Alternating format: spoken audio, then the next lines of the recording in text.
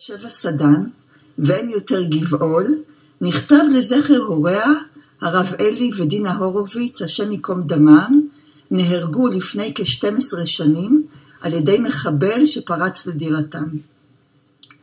במהלך הספר אין בעצם הסבר לשם המיוחד ואין יותר גבעול. אז חשבתי בעצמי, אולי הורים מהווים כאין גזע להישען עליו, גזע שמחבר אותנו, העלים הצעירים, הרעננים, עם השורשים העמוקים. אבל כשאנשים הם כל כך רכים, אולי קשה לקרוא להם גזע, ובמקום זה קוראים להם גבעול. ואין יותר גבעול. בת שבע סדן מספרת פה על הרבה נושאים.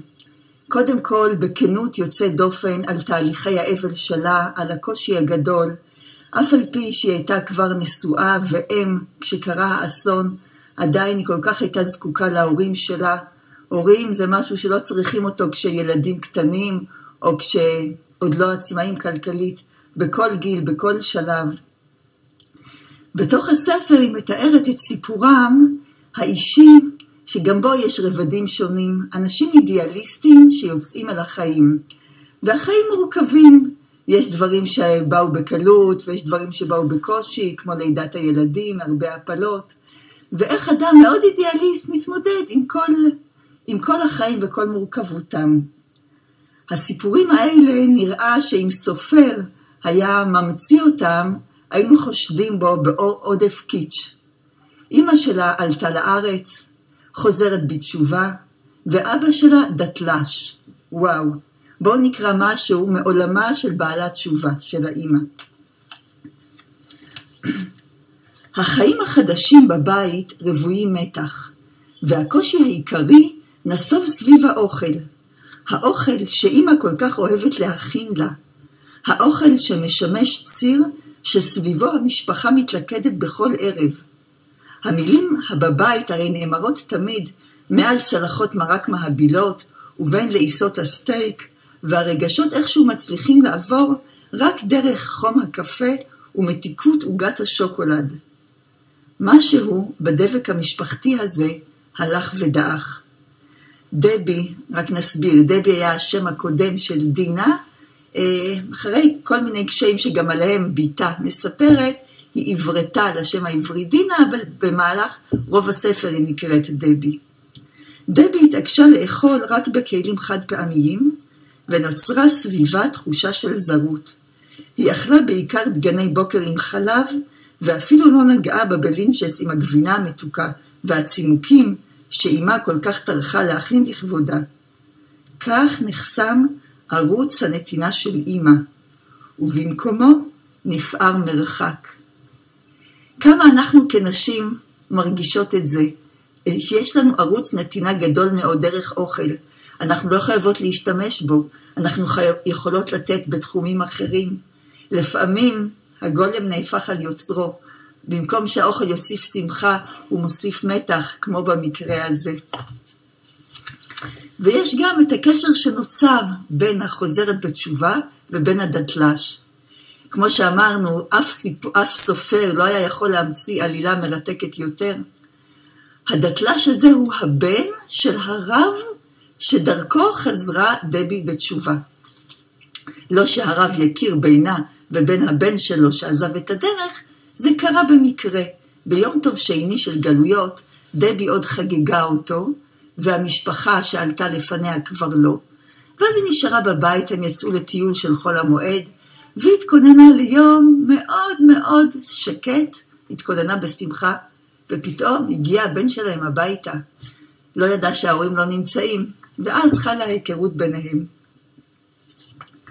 מוזר, איך מסלולי חיינו נעו בצירים הפוכים, חשבה. הוא שנולד כדתי, כבן של רב שאני מעריכה ומעריצה, התרחק, פרש ובחר בחיים אחרים. ואילו אני, שבמשפחתי אין אפילו שומר תורה ומצוות אחד, ושהוריי חרטו על דגלם את האמריקאיות כסמל להצלחה, מצאתי לבד את הדרך אל שורשיי העמוקים. באחד הימים, בעוד דבי מתארגנת ליציאה, הציע לה רבי משה טרמפ למכללה במכוניתו. בכל מקרה הוא ולאה התכוונו לצאת בדקות הקרובות, ובשמחה הוא יקפיץ אותה, שום טרחה. דבי שמחה. כבר כמה ימים נדמה לה שהם מחפשים את הרגע הנכון לשוחח, וכנראה זהו הרגע. דבי ייחלה לכך שסוף סוף הם ייתנו את ברכתם ויביעו את שמחתם מהקשר עם בנם, עם אלי שלה. היא נכנסה למכונית בציפייה אופטימית, אך ארשת פניהם לא בשרה טובות.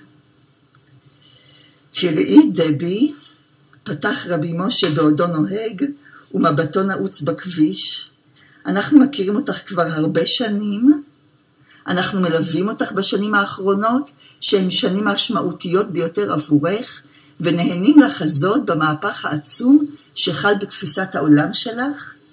את קנית את אמונתך באלוקים ובמצוותיו, תוך מאמץ וברור עמוק, ואנחנו גאים בך על כך. הוא עצר את דבריו והביט במראה, כדי לוודא שדבי אכן שומעת. לאה ואני אוהבים אותך כבת, המשיך ברוך, ודבי הנהנה לרבי משה, כדי להבהיר שהיא יודעת ומרגישה זאת. הם אכן אוהבים אותה כבת, דואגים לה לכל מחסורה, ומלווים אותה לאורך דרך ארוכה. דווקא בגלל זה, הוא המשיך, אנחנו מודאגים עכשיו יותר מאי פעם.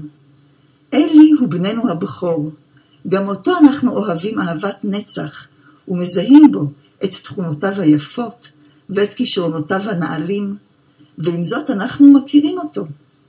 הוא בחר בדרך אחרת, לא בדרך שלנו. לאורך השנים הוא עשה מעשים שלא יעשו, והם השאירו בנפשו צלקות עמוקות.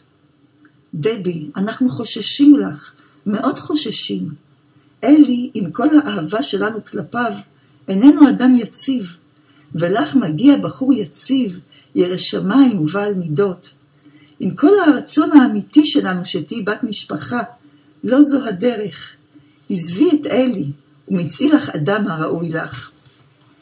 אנחנו כבר מבינים שלא היה זוג הורים אחד שתמך בשידוך.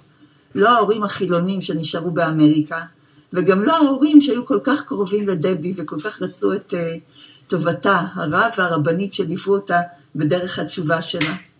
אבל כנראה השם רצה והזיווג קם ויהי, וכמה כל עם ישראל הרוויח מהזיווג שלו. כל מי שלמד בשבי חברון אצל הרב אלי, מי שלמדה אצל הרבנית דינה במדרשת הרובע, ועוד הרבה אחרים, גם בכתב התפרסמו דברים שלהם, כתבים שלהם. יהי זכרם ברוך. אני רוצה לומר שבחרתי קטעים שקשורים לתשובה, בגלל שאנחנו פה באכסניה של ערוץ מאיר, של מכון מאיר, אבל יש הרבה נושאים, בכל ספר שעוסק בחיים עצמם יש הרבה נושאים. למשל, בת שבע המחברת חשבה על קריירה מאוד מבטיחה, מכניסה, יוקרתית. אמא שלה לא כל כך שמחה, בגלל שבת שבע היא גם אמא לילדים קטנים. אפילו לא התווכחה איתה, אבל היא הביעה את זה. ודווקא אחרי מותה, בת שבע קיבלה מאמא את מה שהיא לא קיבלה בחייה, והודיעה לעבודה שהיא לא תגיע. אמרו לה, נחכה לך, ניתן לך עוד זמן, אנחנו מבינים, האבל כבד מאוד. ובת שבע אמרה, לא, אני לא אגיע, אני לא חוזרת. ונשארה בבית עם הילדים, ובנתה דברים אחרים. היום היא עובדת, כפי הידוע לי, כתרפיסטית.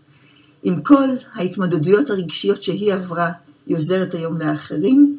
ספר של חיים, מלא וגדוש. ועוד מילה אחת,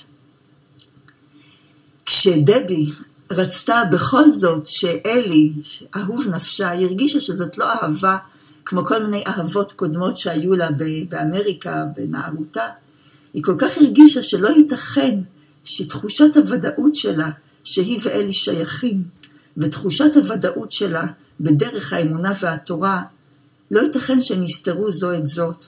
היא רצתה לקחת את אלי לרב שידבר איתו על אמונה, שינסה אולי לשנות את עמדתו. והיא פנתה לרב שנראה לה מתאים מאוד. רב שכלתן, אלי היה מאוד מאוד חכם, שכלתן, בקי. היו לו ספרי פילוסופיה שלמים כדי להוכיח את צדקת דרכו החילונית. והיא פנתה לרב אמריקאי שהיה נראה לה מספיק חד וחכם בשבילו. ואשתו הרבנית אמרה שהרב בדיוק בחול, ודבי הייתה כל כך חסרת אונים, היא הרגישה שהיא צריכה, וגם הוא מוכן להגיע לשלב הזה שהוא ייפגש עם רב. ואז אמרה לה הרבנית, אבל ישנו איזה רב זקן בגאולה, הרב צבי יהודה קוק, אולי תלכו אליו. ואלי הלך וגילה את מה שמעבר לשכל. היה שם הרבה שכל, אבל היה שם גם איזה חיות, איזה עמקות שמעבר לכל מה שהוא הכיר עד אז. ואחרי זה הוא בא למרכז הרב עם שערו הארוך, האבות, ועם הז'קט האדום שלו, ולמד שם. ואלי התפתח, והקשר התפתח, והבית נבנה, עד שהוא נהרס, אבל זכרם נשאר איתנו, הספר נשאר איתנו, התורה שלהם, הגדולה שלהם, יהי זכרם ברוך, חי ונושם, וממשיך להפרות אותנו.